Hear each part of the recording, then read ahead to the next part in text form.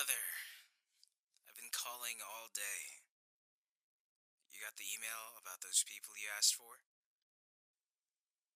What?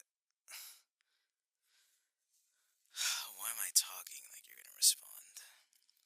Look, my guys did what you asked for. They dropped it off last week, so I'm sure you're using them. I need my last half of the payment for those plastics. And be careful with that adjustment on that second package. If any sudden impacts happen, you only have so long to get away from that thing. But I'm sure with your crazy ass you won't even flinch. Bit of a psycho you are, eh? Oh, which reminds me of something. We need to set you up with a pretty little thing. The boys are sick of you moping everywhere. I know how much you love this one, but your emotions to seek revenge is making a mess of the city. I mean, shit, cock. You're wasting manpower to raid the enemy's home. You know they won't make it back alive. This behavior makes me sick. We all control it, so stop messing around. Anyways, call me back. I want to invite you to dinner.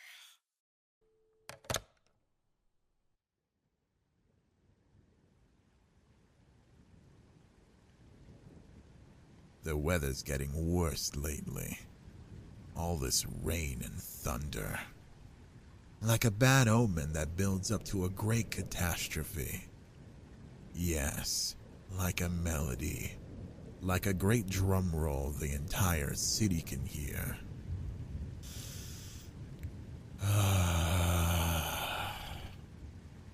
So much tension in the air, but no release of the pressure. My love still hasn't awoken from their coma, and I have no idea if... Anyway, back to work. As much as I hate watching green fall over the city, I still have work to do. So much work to do.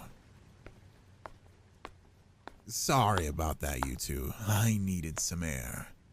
You two understand that, right? We have some time before the great hero gets here, so we have plenty of time to talk. You two must be so confused, to say the least. You've never hurt me, and we've never met. You have no idea who my love is, so why would I kidnap two random civilians, tie them up and hang them over a hole in the floor? You might not be able to see from where you two are hanging, especially how dark that hole is. But it isn't just a long drop to an abyss of nothing. It has a surprise on the bottom. If the fall doesn't end you, the surprise surely will. Now, back to what I was talking about.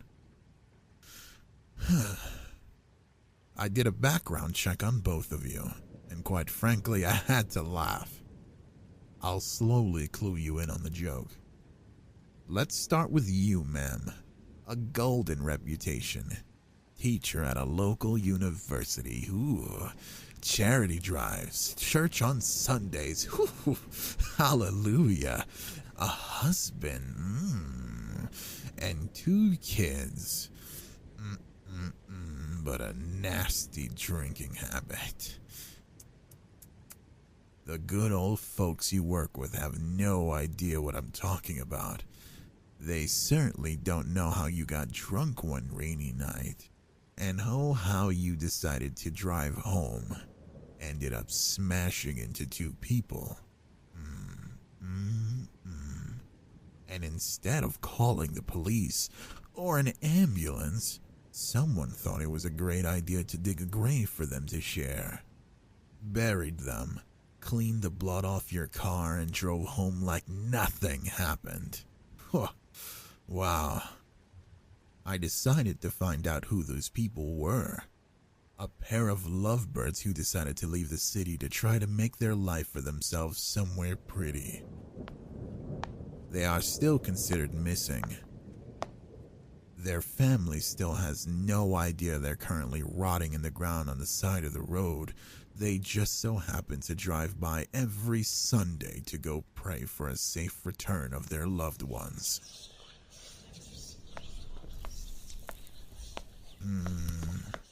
And you, sir, a very upstanding citizen indeed. A retired officer of the law. Owner of a dozen bakeries around the city. Yummy. 72 employees, highly praised for how fairly you treat your staff and the people who work for you. Your wife passed away a week before you retired, yes? An almost jaw-dropping amount of money in her life insurance. More than enough to tempt you. What a terrible accident. At least that's what the local papers say, right? A Kain officer lost his wife, and filled with grief, he decided to retire from the force and use the life savings money to start businesses all around the city. If only she had her brakes checked, maybe she wouldn't have blown that red light. But funny enough, no one spoke of the sleeping pills that were put in her coffee that morning. You, sir, must have put in a lot of work to make sure that never came up in any kind of paperwork. It was a good thing you were still working there for another week. So tell me, was it the money that tempted you? The idea of trading your wife in for a younger model? Both? You know what you two remind me of? You two remind me of a certain someone distinguishable from the city. And you also remind me of how pretty your wrapping paper is with a bow on the outside. But you're all pieces of shit on the inside! Don't start crying now. No, seriously. It is too late and too early for that. Save it for the hero that's going to be blowing... Hello again, sweet hero. It's been how long? There's been so much silence between us. But I hope you can understand. I am a very busy man. Huh? Those two? Oh, yeah. They're a gift. A gift for you. Now, unlike other people, you have to earn gifts from me. If I would give them away for free, then everyone would want a piece.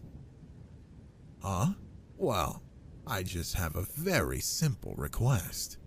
I'll give you these two gifts if you remove your mask. Show your true identity to the city and the world, and I'll let them both go. If you don't, then I will let one of them go. Your choice, of course. I wouldn't want you to feel left out. Still, you do nothing. You didn't even hesitate to decline my offer. You are still not playing by my rules. Though, if I'm honest, when have you ever played by your own rules? The rules are fine until they're applied to you. I'll pick then. A retired officer, a hero, or even a teacher of the young minds. They mean nothing to you. What a coincidence. They mean nothing to me. How about both of them? Not even a flinch. And I'm considered the bad guy around here. They'll survive the fall. So sure.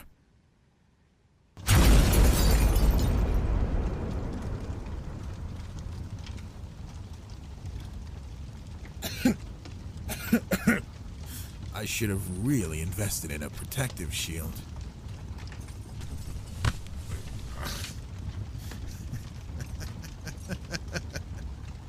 So much potential in you, and you waste it.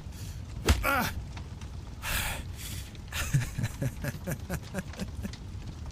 Oh, you didn't lose yet. What? I have another one. Well, of course I do.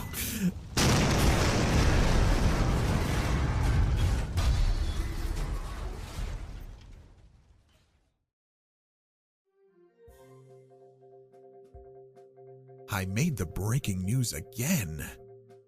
Well, when you look at the city's collective hearts bleeding over the victims, what a joke. Fuck.